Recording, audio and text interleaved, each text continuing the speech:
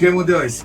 Chemo দেওয়ার পরে কি সুস্থ হয়েছিল? না আমি আরো রক্ত দাম লাগছে, একদম লাগছে, কেমো দেওয়ার পরে আরো অসুস্থ হয়ে গেছে। অসুস্থ হয়ে গেছে। হাত একবারই নাড়তে পারত না, খাবার খাইতে পারত, হাতে খাবারও খাইতে পারত না, হাত নাড়তে পারত না। আর কি সমস্যা হইতো? শ্বাসকষ্ট। শ্বাসকষ্ট হইতো। তারপর তুমি আমাদের ওষুধ খাওয়ার পর এখন কি অবস্থা? এখন ভালোই, কিন্তু চোখের সমস্যা। চোখে কিছু সমস্যা আছে। হাত কি উঠাইতে পারো? দেখে ওটাও তো দেখে এখন। আগে কতটুকু উঠাইতে পারতা? ওটাইতেই পারতাম না। আগে উঠাইতে পারত না, এখন পুরো উঠাইতে পারো। মাত্র 2 মাস হয়েছে চিকিৎসা। এই cancer specialist doctor SM. Sarwar. বিশেষ করে আপনারা জানেন সারা ওয়ার্ল্ডের ডাক্তারদের বক্তব্য হলো ক্যান্সার হলে আনসার। ক্যান্সার হলে আমরা সাময়িকভাবে চিকিৎসা দিয়ে থাকি, একসময় ক্যান্সারের মৃত্যু হয়, এটাই মেনে নিতে হয়। কিন্তু আর সেই রোগগুলার যেমন ভিত্তি নেই, আমরা বলবো ক্যান্সার, কিডনি রিপ্লেসমেন্ট, এই 4টি রোগের কোনো ভিত্তি নেই, সম্পূর্ণরূপে সুস্থ হয়। আজকে আমি এমন একজন রোগী আপনাদের সাথে পরিচয় করে দিচ্ছি, যাতে আমি নিজেও কল্পনা করেন যে আল্লাহ সুস্থ করবেন কিনা। আল্লাহ রসের সহমতে মাত্র 2 মাস চিকিৎসা করেছি আমরা। আজকে তাদের সেই চিকিৎসার বিষয়গুলো আপনাদেরকে শোনাচ্ছি। মামনি, তোমার নাম কি? নুসরাত। তোমার আব্বুর নাম? রফিকুল ইসলাম। উনি আপনার কি হয়? আপনার আব্বু, ওনার নাম হলো রফিকুল ইসলাম। আপনার আম্মুর নাম কি? পপিয়া। পপি আক্তার। আপনাদের গ্রামের বাড়ি কোথায়? কিশোরগঞ্জ। গ্রামের নাম? তারাই শরীরে। তারাইল শরীলাজি। Post office? তারাই। তারাইল থানা, তারাই। জেলা তারাই। কিশোরগঞ্জ। আপনার তো মেয়ে। আপনার নাম? রফিকুল ইসলাম। রফিকুল ইসলাম। আপনার পিতার নাম? আব্দুর রহিম ভুইয়া। আব্দুর রহিম ভুইয়া। আপনার মায়ের নাম? মনে আত্মা। আপনাদের গ্রাম নাম? এখন শৈলাটি। শৈলাজি। Post office? তারাই। তারাইল থানা, তারাই। জেলা কিশোরগঞ্জ। কিশোরগঞ্জ।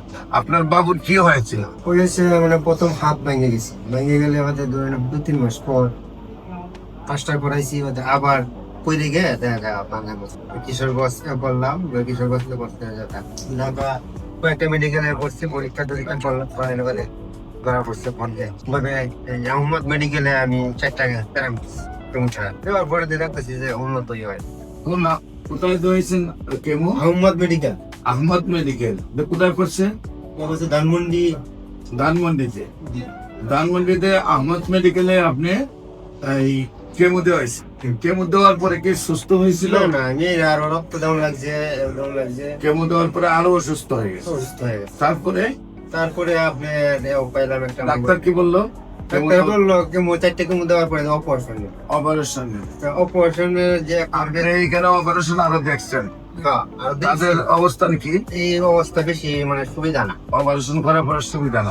সুবিধা না দেখে বলে আমি এখানে তারপরে আপনি আর অপারেশন করেন না? অপারেশন না করে কি করলেন? আপনার কাছে চলে যাই। আমার কাছে চলে আসেন। আমার কাছে চলে আসার সময় বাবুর হাতের কি অবস্থা ছিল? হাত তো এইভাবে বাসাইতে পারছেন। কেমন ছিল মা তোমার হাত? এরকম ফুলা ছিল। আর কি প্রবলেম হতো? হাত কি নাড়াচাড়া করতে পারতো? হাত একবারই নাড়তে পারতো না, খাবার খাইতে পারতো, হাতে খাবারও খাইতে পারতো না, হাত নাড়তে পারতো না। আর কি সমস্যা হইতো? শ্বাসকষ্ট। হ্যাঁ, শ্বাসকষ্ট হইতো। তারপর তুমি আমাদের ওষুধ খাওয়ার পর এখন কি অবস্থা? এখন ভালোই, কিন্তু চোখের সমস্যা। চোখে কিছু সমস্যা আছে।